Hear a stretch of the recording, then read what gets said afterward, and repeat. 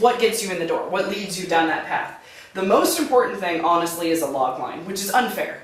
Because, you know, a screenplay is 90 to 120 pages, and the most important thing is 2 sentences. Well, it is. Because it's the 2 sentences that, you know, if you're out and about in a coffee shop and, you know, you meet a director or an upcoming producer or something like that, you've got really quick. You've got 1 to 2 sentences to describe your movie to get their attention. So whether it's on a query letter or in person or at a pitch meeting or what have you, unfortunately, it's the most important thing.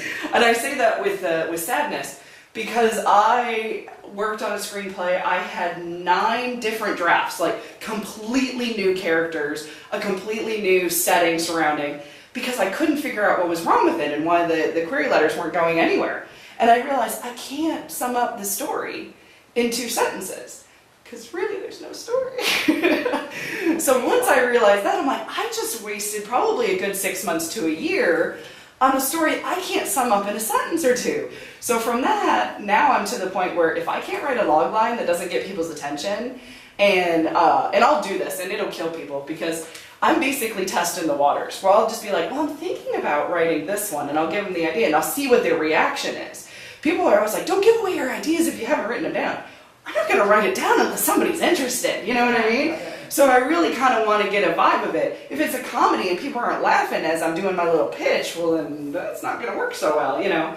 And sometimes I'll give them a few, it's like, oh, I've been writing stuff, this one, and kind of see what their vibe is to get an idea of really what I should concentrate on. So, just saying, it helps. Save some time, if you will. So, okay. So a great log line does have to have a strong hook. And that hook can be so many different things. A hook is like a memorable song. You know what I mean? It's one of the, you can't say, well, I'm going to write a hook that everybody's going to love. You just write song after song. And sometimes it's the melody, sometimes it's the chorus, sometimes it's, you know, whatever in the world it is. It could be the genre. I found, we're working on Mythic Waters, the Runaway Future, but that one has a steampunk influence. So if I'm at a convention and somebody's asking me what I'm working on, I'm like, kind of a fantasy steampunk movie. Then they're like, what? I said 3 words. A fantasy steampunk movie, you know what I mean? But it's that word, regardless of what it is, that gets their interest. So it's you know, kind of knowing who you're talking to and what that hook's going to be. And it varies, you know, so you never quite know, but just like music, you know it when you hear it, sort of thing, you know. I always go back to Satisfaction by Rolling Stone. Okay, do you guys know the story of Satisfaction by Rolling Stone? Okay, Keith Richards, you know the theme that I'm talking about, that dun, dun, dun, dun, dun. Okay, Keith Richards, love this man, was drunk totally off his ass. I mean, like, really, like, Keith Richards drunk, you know, is not normal drunk, okay? That's like, you know, nobody should live being Keith Richards drunk. He woke up in the middle of the night and had that you know, Satisfaction song. He's like, what the hell is driving me? I can't sleep, the stupid thing. So he has a little mini recorder next to his bed, and he just screams it into the thing. He's like, that's it, all right, now I'm going to bed. Months later, he listens to it, and he's like, well, that's pretty good.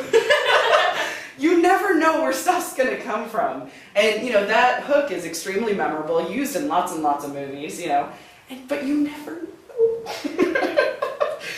Bastards. Anyway, talent, drunks. Okay, so the best way to dissect, ooh, I get to use the whiteboard now, woohoo! Have you studied log lines? Have you gone through the whole, there's so many different methods to the madness sort of thing of log lines. This is the most straightforward, simple way to go.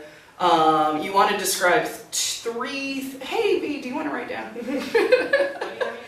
Because I can't write and talk. You should work on multitasking. I should, but it's because I can't spell. So, okay, so who is your hero?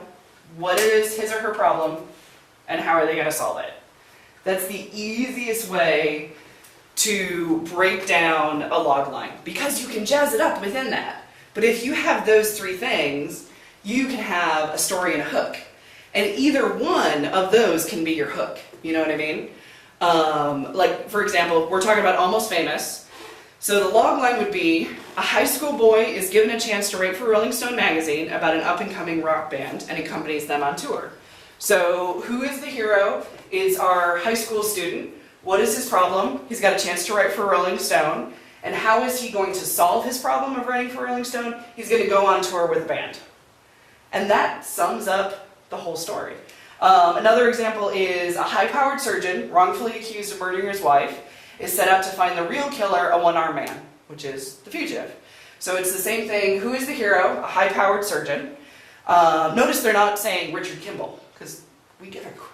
We don't care. We don't And they don't say William Miller is writing a story for Rolling Stone. We want to describe who the hero is in a way that's relatable, because we don't know nothing about the story. So the hero is a high-powered surgeon. What's his problem? He's wrongfully accused of murder. So how is he going to solve it? He's going to go find the one-armed man.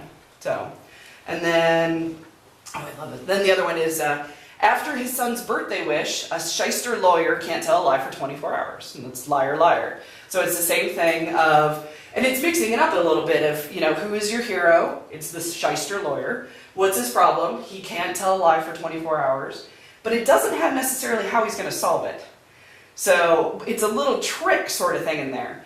But you know that a lawyer who can't tell a lie is intriguing enough to want to see how it's going to be solved, that sort of thing. So there's ways to play around it. But if you hit these three things, then they're going to have a good enough idea of what your story is about and how they're going to be able to sell it. And that there's a story there. Because this is the basic arc of any storytelling. Who's your main character, what are they trying to do, and then eventually doing it, hopefully. If it's a David Lynch movie, it's different, but we're not all great like that.